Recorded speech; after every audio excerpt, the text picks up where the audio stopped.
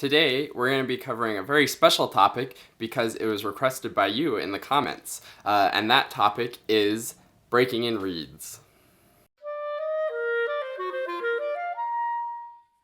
If you would like to suggest a topic for future videos, go ahead and just leave a comment with any clarinet questions you have or anything that you think would be a good video that you want to hear me talk about that's clarinet related.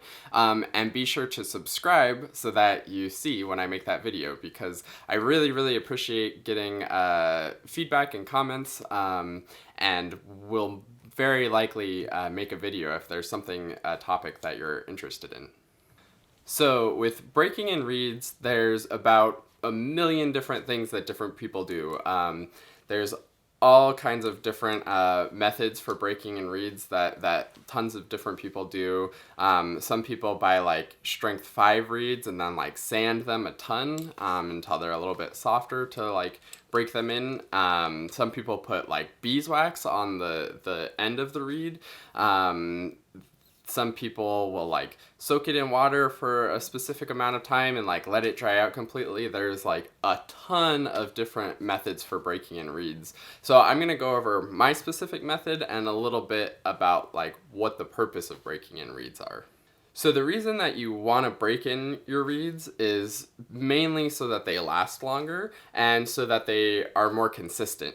If you just take a reed out of the box and play it for a full 2-hour rehearsal or long practice session, it will probably die pretty quick. You can tell a reed is dead.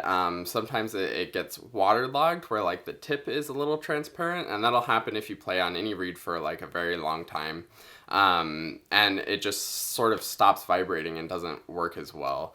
This happens to old reeds as well when they've been played too much. And if you play them out of the box a lot, then they'll get waterlogged and they'll die a lot faster than if you break them improperly. So making your reeds last longer is the first reason that you want to break in reeds.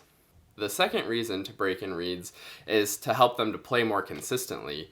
You probably notice when you take a reed out of the box, maybe the first day it seems to work really well and feels a certain way, and then the next day it can feel completely different. So if you have a break-in process that sort of gets it through that first initial time of it figuring out how to vibrate and be a reed, and then eventually it'll get more consistent as you work it into your rotation, then hopefully when you pull out that reed it'll be at least a little bit more consistent. Unfortunately, at least cane reeds are never completely consistent, so you still, whenever I have a big performance, the day of I always check my best reeds to see which one is going to be the best for that day. Great, so now that's a little background on why we break in reeds. Now let's talk about how I personally break in reeds. Again, there's a lot of different methods, so if your teacher has a different method or you have a different method that works really well for you, leave it in the comments so other people can hear our different ideas and we can share our communal clarinet knowledge. So what I do when I'm breaking in a reed, I'll pull a new reed out of its package, and I'll just soak it. Just in my mouth. And I usually want to soak it pretty well so it gets used to being wet, and just because it's good to have your reeds nice and soaked. And I actually soak not just the tip end, but also the butt end. So I'll put both ends in my mouth. And I probably do it maybe 30 seconds or so in real life to make sure that it is really getting the moisture a bit into it for the first time especially. The next step is I would put it on my clarinet and play for about a minute, maybe 2 minutes for the first day, just a very little bit of playing for the first time to play it, so that it doesn't get overworked right away.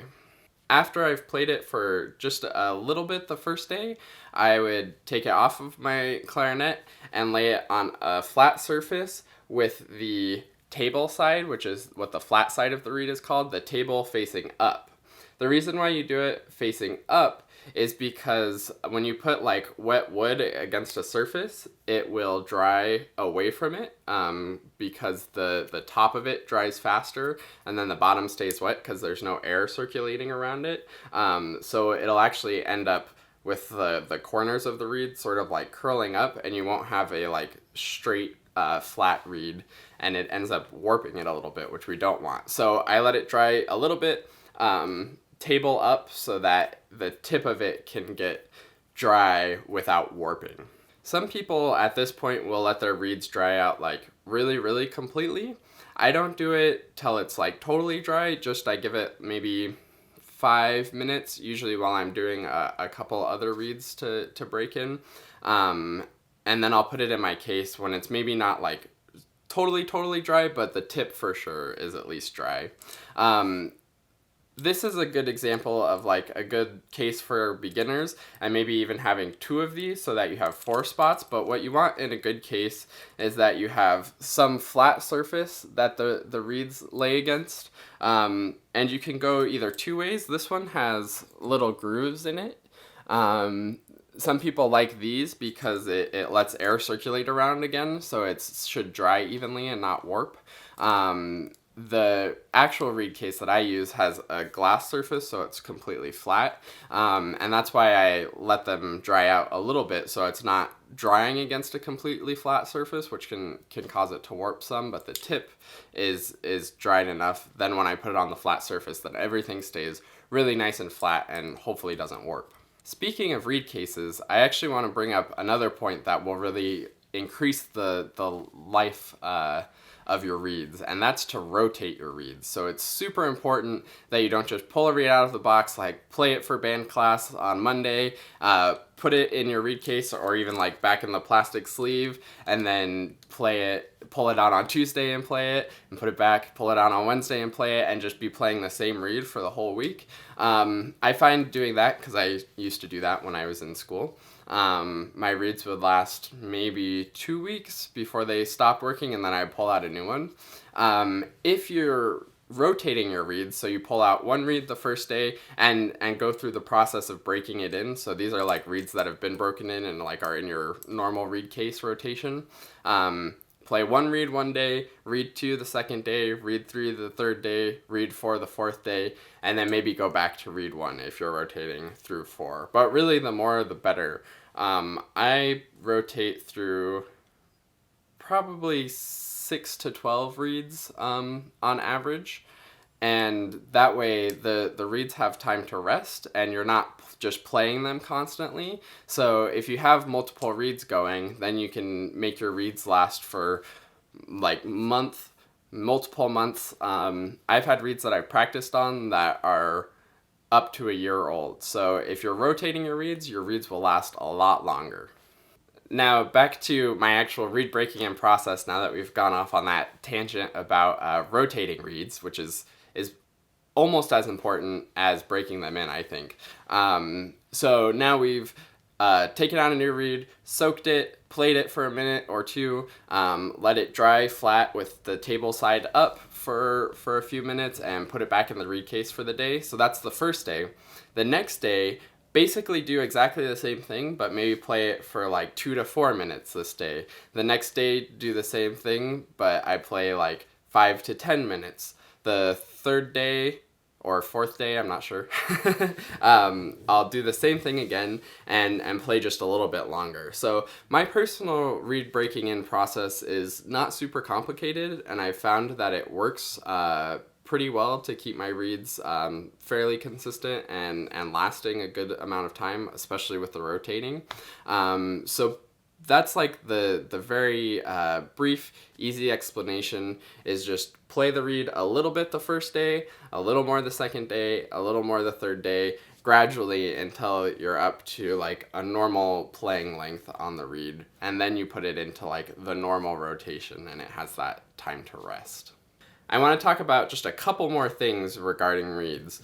The first thing is the difference between breaking in reeds and adjusting reeds. So this breaking in process I do to all of my reeds, and it's not super complicated, but the adjusting process can get a little more complicated, and that's where I like use a knife to scrape on it or sand it, and that's a whole completely different topic, but I just wanted to make sure that that was clear. I do adjust my reeds and work on my reeds a little bit, not a ton, but you can really improve a reed a lot by adjusting it. So breaking in a reed is all about getting it to play consistently and last longer, while adjusting a reed is about actually making adjustments to it to improve the quality of the reed.